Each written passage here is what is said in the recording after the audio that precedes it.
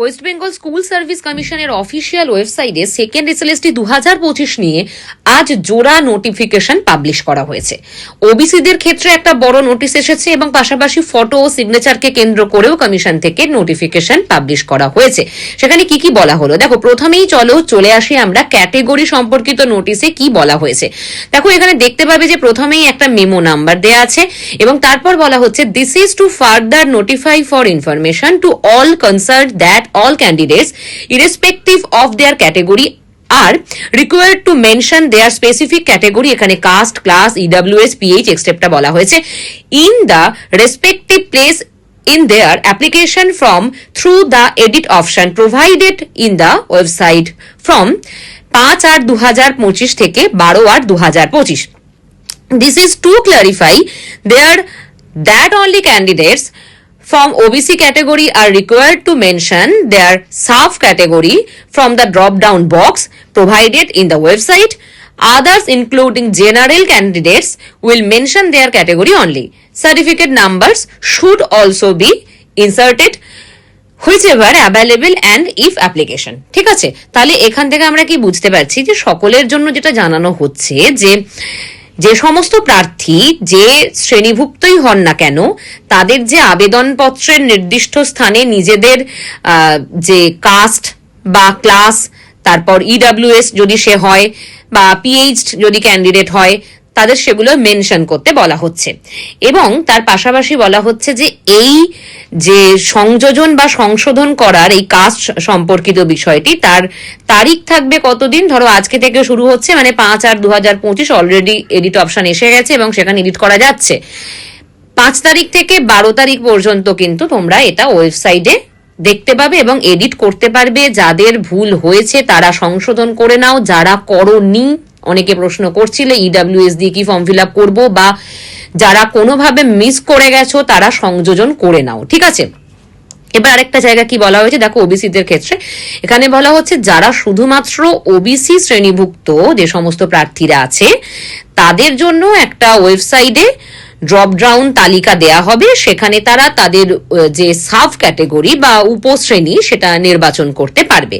এবং অন্যান্য সমস্ত প্রার্থীদের জন্য তাদের শুধুমাত্র যে সাধারণ যে কাস্ট আছে অথবা যদি বলি যে যারা জেনারেল তাদের সেইটুকু শ্রেণী উল্লেখ করলেই হবে, ঠিক আছে। এবং এই সকল ক্ষেত্রে যেখানে সার্টিফিকেট নম্বর প্রয়োজন হবে সেখানে সার্টিফিকেট নম্বর অবশ্যই উল্লেখ করতে হবে।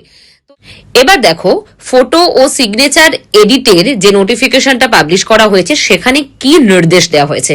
কি বলা হয়েছে যে it may be carefully noted that photo with signature must be uploaded strictly in accordance with our instruction content in the pop up window after clicking the button reuploaded photo with signature and demonstration video in the editing screen and wbsschelpdesk.com।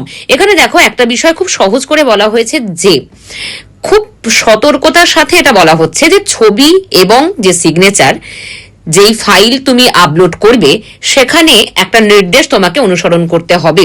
এবং এই যে রি-আপলোডেড photo with সিগনেচারে যখন তুমি click করবে তখনই তোমার একটা pop up window open হবে, সেখানে এডিটিং স্ক্রিনে একটা ডেমো ভিডিও দেওয়া আছে যেটা দেখে তুমি বুঝতে পারবে যে কি ব্যাকগ্রাউন্ড দরকার ফটোর, কিরকম সিগনেচার করতে হবে, কোথায় সিগনেচার করতে হবে, কি কালিতে সিগনেচার করতে হবে সেটা ওখানে দেওয়া আছে।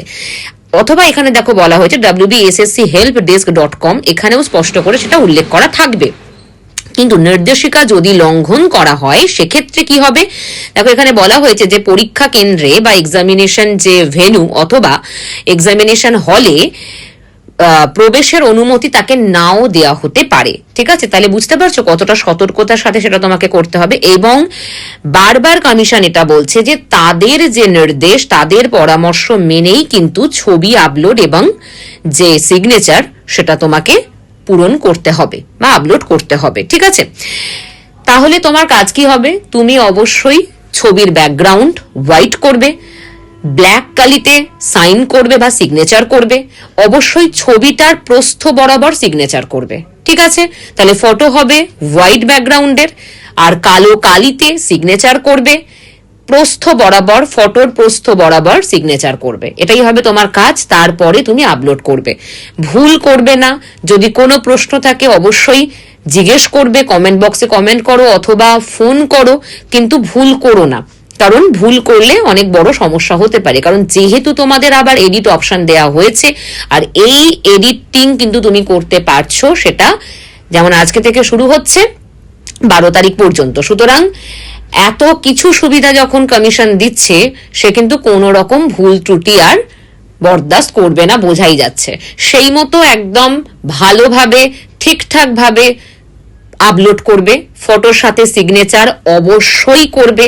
যারা অলরেডি করে ফেলেছো এডিট, তাদের ঠিক আছে, আর না হলে সুযোগ আছে, এখনো সঠিকটা জেনে নিয়ে ভালোভাবে তারপরে আপলোড করবে, ঠিক আছে?